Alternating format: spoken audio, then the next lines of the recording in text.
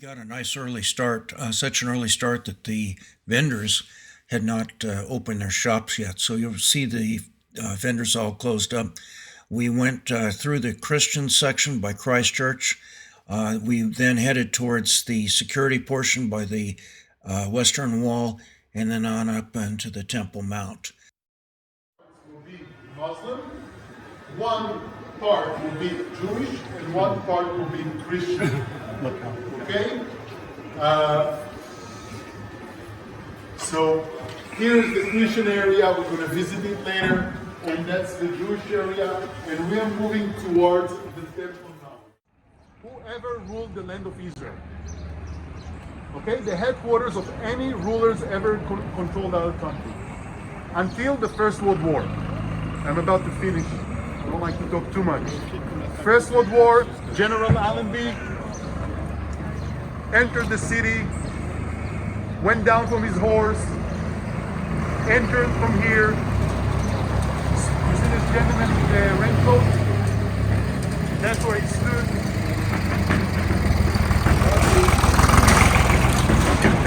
It was Christmas time. All the church bells all over the world kept ringing for 1 hour. Jerusalem once again in Christian hands. So that's what General Allenby was standing. Okay? And the British made it to the Museum for the History of Jerusalem. Maybe one more thing. Christ Church. You see Christ Church? The first Protestant church in the Middle East, 1840. First Protestant church in the Middle East, Christ Church, 1840. Last thing.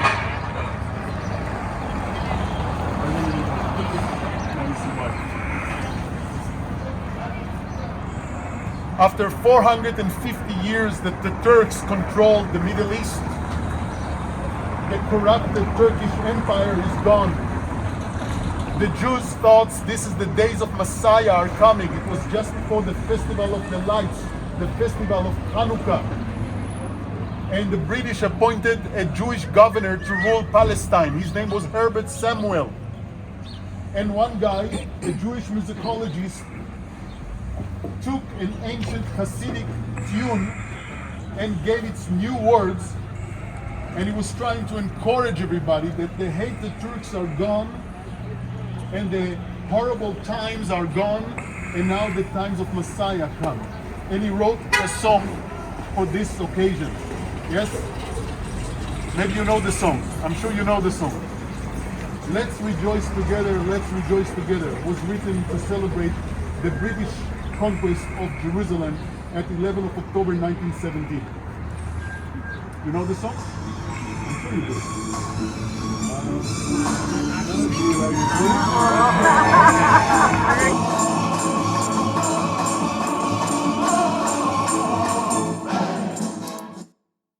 I'm using a lot of words today because I'm not sure what you know, what you don't know, so I'm just going to speak more than usual. I don't usually speak so much.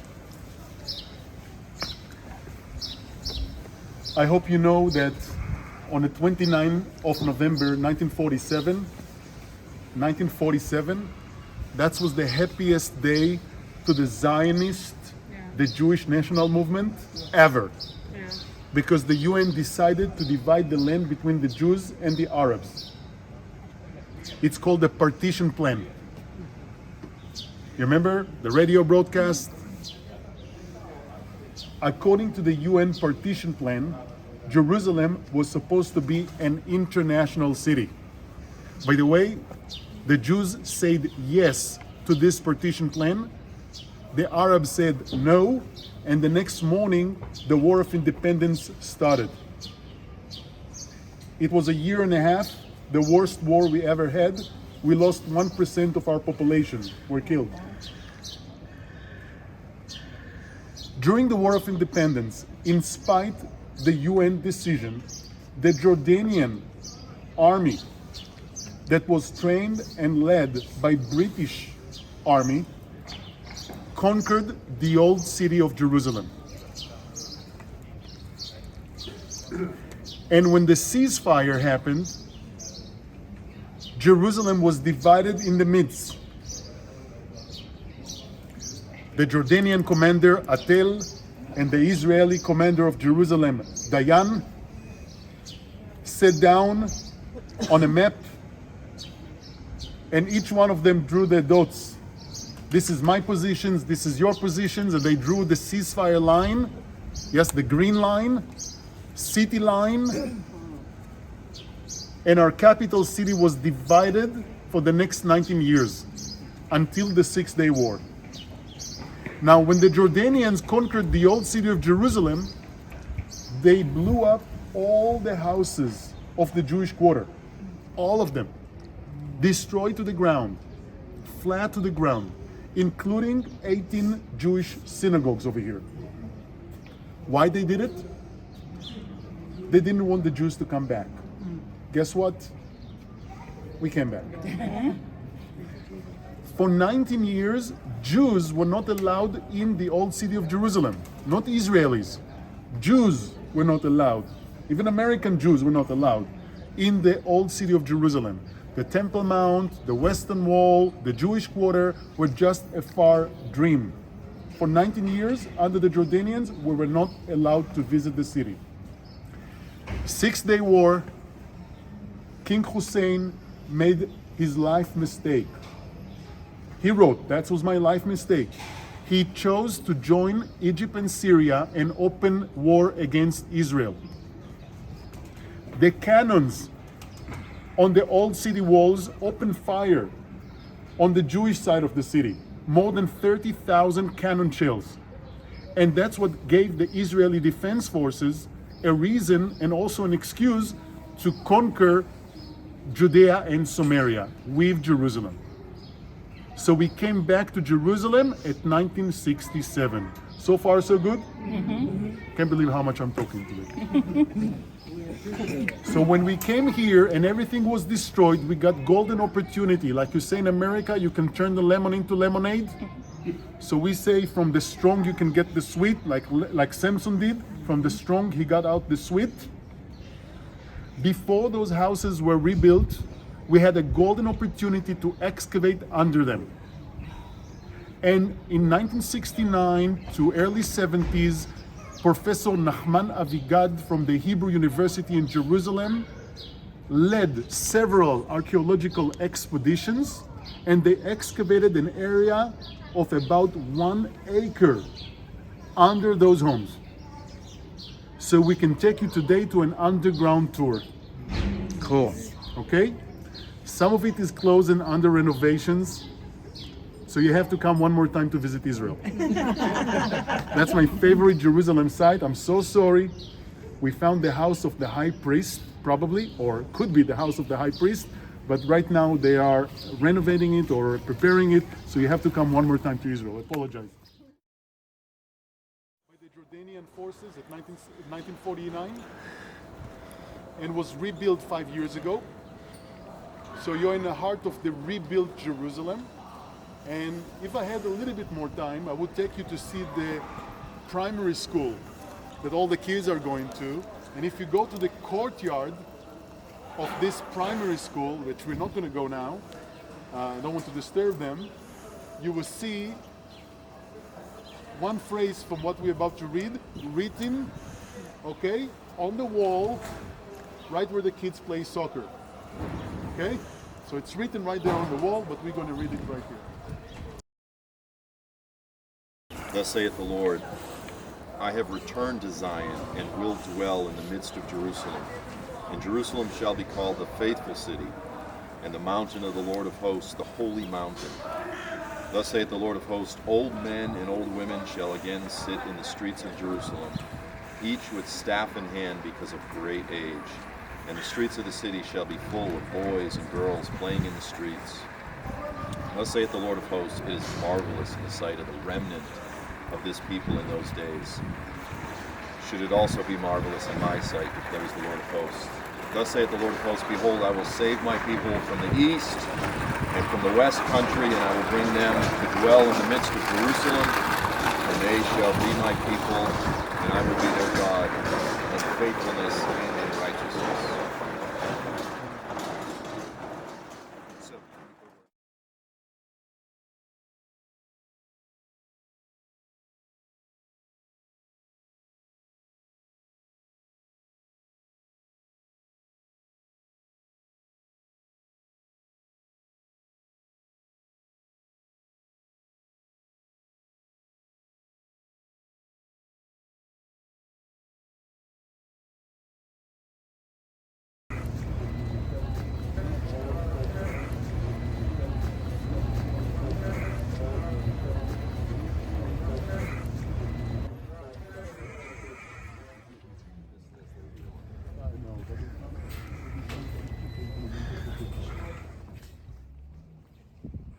big wall that you see over there, it's a part of the Temple Mount.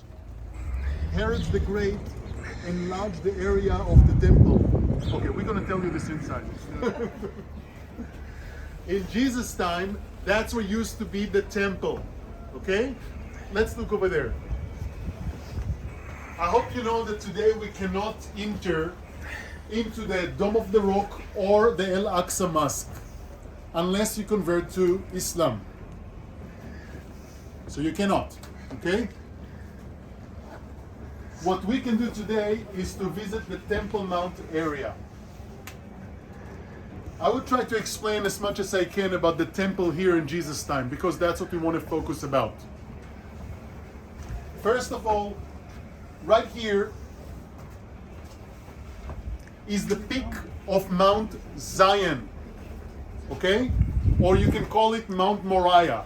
But Mount Zion, that's the biblical name, mentioned 1,000 times in the Bible. Mount Zion. And according to the book of Genesis, right here was the peak of the mountain, and that's where Abraham offered his only son, Isaac, to God.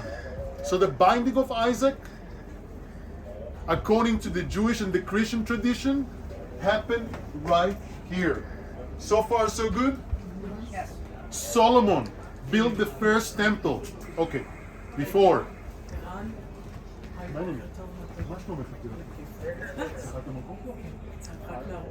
We just arrived. Can you just move a little? רק להראות כמה... אני מצטער שאין לי וויספר, לא נתנו לי וויספר לקבוצה הקטנה, בגלל זה אני צועק. אבל מחר אני אגיד שלי... אנחנו זזנו, זהו, בבקשה תמר. תודה, לא, אל תזוז הרבה, כי אני לוקחת 2 דקות.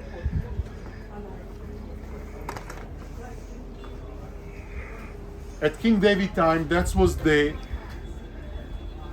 threshing floor of Arona the Jebusite. And King David purchased it with cash money. We're going to talk about it more. There are 3 places that the Bible tells us that our ancestors paid cash money for it. And this is one of them. So we have the legal document. This is belong to us. King David purchased it. And he wanted to build the temple over here. But God told him, 2 Chronicles, you got too much blood on your hand, only your son Solomon will build my home. So Solomon built the first temple on the peak of Mount Zion, where used to be the binding of Isaac, and the Ark of the Covenant and the wings of the cherubim right over the rock of sacrifice. And according to the best of the cherubim, to the best of our knowledge, was right over here. Where's the Dome of the Spirits? Dome of the Spirits, we're going to talk about it here. Right here. Now, again, everything I'm telling you, it's to the best of our knowledge. Now, the size of Mount Zion, the size of Solomonic Temple, according to the Jewish oral tradition, 750 feet on 750 feet square. This, you see this? Tells us that the size of the Holy Ground, the size of Mount Zion, the size of the Solomonic Temple was 750 feet on 750 feet square. And this is roughly what you see right over here. But in the time of Jesus, Herod the Great wanted to enlarge the area of the Temple Mount. He wanted 10,000s of Jews to come pilgrimage at Jerusalem, from the Galilee, from Babylonia, from all over. So what he did, he enlarged the area and built the largest temple in the Roman Empire. How he did it? He had a lot of money and he had better building techniques, and he needed a room for thousands of people. So what he did, he built 4, I have to show you over here, 4 retaining walls. The eastern wall, the southern wall, the western wall, the northern wall. And he enlarged the area from 15 acres to 45 acres size. The largest holy ground in the Roman Empire, right over here. So this was the Temple Mount. He built 4 retaining walls. Between them, he built arches and vaults and build a big stage. So we actually built a box on Mount Zion, leaving the peak over here. Okay? All 4 walls are still standing. The reason you don't see this wall, the western wall, it's because it's hidden by the Arab homes that were built against it. It was destroyed by the Romans. So it used to be 3 times higher than what you see here. Actually, if you want to see the ground level from Jesus' time, you can look down there. Yes, you remember the street? You see how deep it is? That was the ground level at Jesus' time.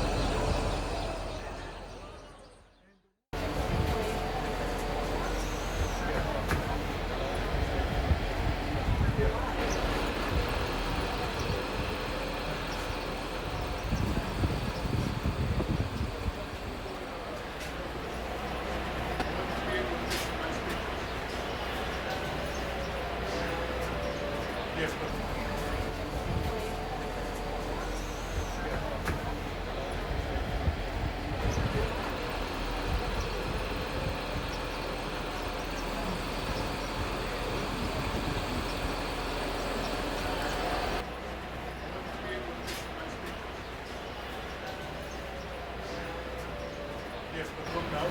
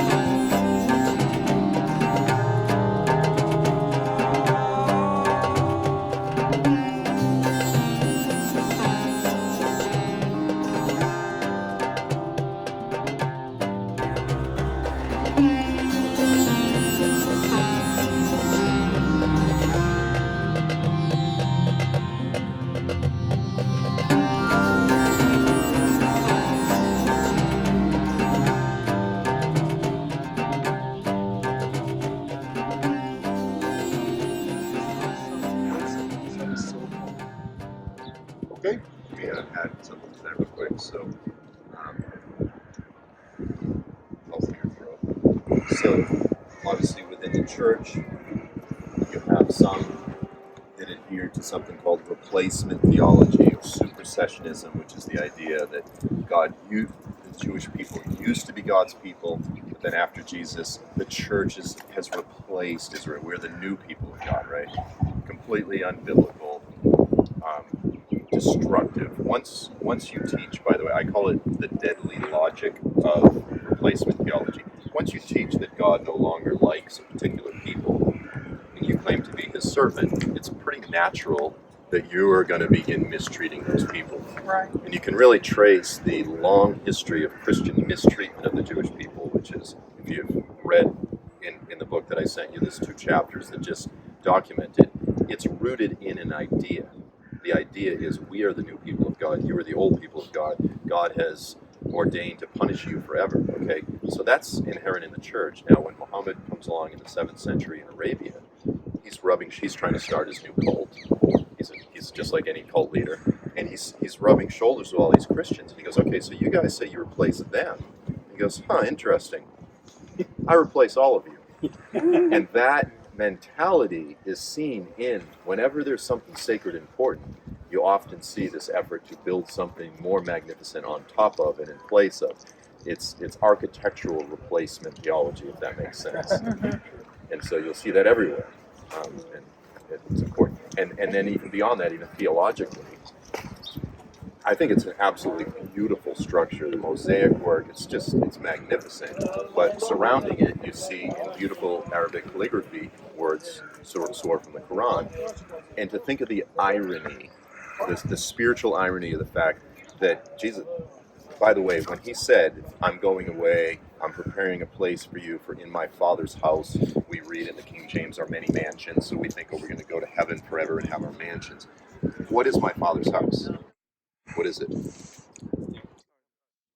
The temple. Every time he says, zeal for my Father's house has consumed me, he's not saying I'm building mansions for you in some ethereal place in space. He says, after I come back and reestablish and all of this is rebuilt, he says, in my Father, he's saying to his disciples, you guys are going to live with me in the temple. That's what he was saying. Like, it's one of the most commonly misinterpreted texts. It's just a very first century Jewish concept. So anyway, the irony is the king is coming back to essentially rule the world from this very spot. And inside you have words from the Quran that say, far be it from God that he would have a son.